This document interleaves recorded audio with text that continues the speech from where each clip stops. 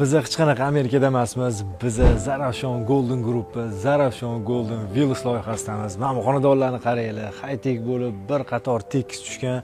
Bu xonadonlarning dokumentlaridan muammo-yu, umumiy 170 ta xonadon bo'lsa, 100 tasi sotilib bo'lingan ekan. 100 tasini ham 150 ming dollardan sotishgan. Lekin hozir 7 tasi qolgan. Aksiyada 5 tasini 125 ming dollardan sotishyapti. Tez ulgurib olib qo'ymasanglar qolmaydi. 2-3 sotuvdan tushgan xonadonlarimiz bo'ladi. 5 xonaga ega, korobka holatda ust fasadlari bitirilgan. Hozir alohida tushuntiraman. Birinchi turgan manzilimiz keladigan bo'lsak, Qibray tumani, Qibray kiraverishini bilasizlar, shahardan kelganda Arg'inda turibmiz. Turgan joyimizdan 2 kilometr uzoqlikda Qibray sanatoriyasi joylashgan bo'ladi. O'zi Mirzo Ulug'bek sentrga ham turgan joyimizdan 5 kilometr uzoqlik bo'ladi. Endi ichkari kirib batafsil ko'ramiz. Ketdik. Xonadonimizni ichidan boshlayapmiz. Qaranglar, mana ko'rinishini, bu yoq rakursdan high-tech xonadonlarimiz. Dokumentlardan muammo yo'q. Aytgancha bu yerda suv, gaz, svet, kanalizatsiyagacha bor. Mana oyog'imizning tagida yashil zona qilingan, kichkinagina qilib landshaftni chiroyli qo'ysanglar bo'ladi. Bu yoqdan yozgi oshxona qilasizlarmi? Tabga mos qilib o'zingizga to'g'rilab olsanglar bo'ladi. Hovlisi ham juda keng bo'lib turibdi.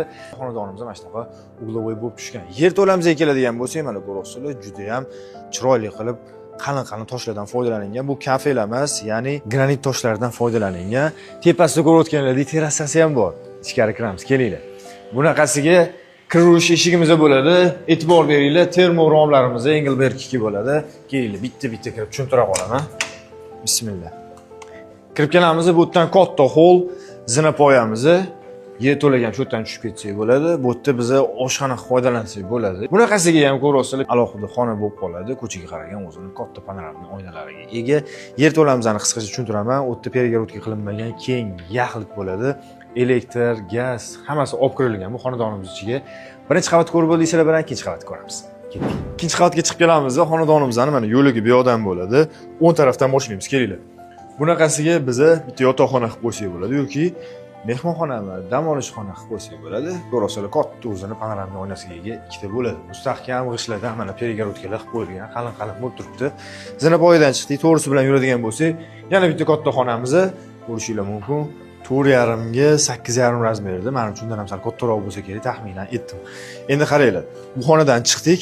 Navbatdagi ko'radigan xonamiz ota-onalar uchun mo'ljallangan yotoqxona. Bu yoqdan o'zini alohida sanuzeli va alohida olasizlar, buni garderob qo'ysanglar bo'ladi yoki hojatxona, yumushxona ajratib qo'ysanglar bo'ladi. Lekin bu tepada, ya'ni 4 ta xonadan iborat bo'lgani bilan mana shu xonani agar garderobni qilib qo'ysanglar, hozirgi kunda juda yaxshi trendga chiqyapti. Garderobni katta qilish shkoflarni qilib, gladiniy doskalarni mana shu taxlab qo'ysanglar, juda ham zo'r yechim bo'ladi. O'zini ko'rasizlar, yoriluvchi turishda, havo aylanishi uchun ham panoramli oynalari qo'yilgan. Bu yoqdan oxirgi ko'radigan joyimiz ushbu xonadonimizning terrasasiga chiqamiz. Kelinglar, bismillah. Mana terrasadan atmosfera qanaqa ko'rinadi. Boya aytganimdek, dokument kadastrlari hammasi joy-joyida. Uje 100 ta xonadon sotilib bo'lgan, bor yo'g'i 7 tasi qolgan. Aksiyada 5 tasini 125 ming dollardan sotishyapti. Shahardan uch uzoqda emas, lekin toza havo, Qibray suvini bilasizlar, juda toza suvlardan hisoblanadi. Kelinglar, sotib olinglar, remont qilib yashashni boshlayversanglar bo'ladi. Albatta bu narxlarning ustiga gaplashsanglar, yana kelishtirsa bo'ladi. Qo'shimcha ma'lumotlar pastki raqamli qo'ng'iroq qilib, uyga egilari bilan birga baraka qilsanglar bo'ladi.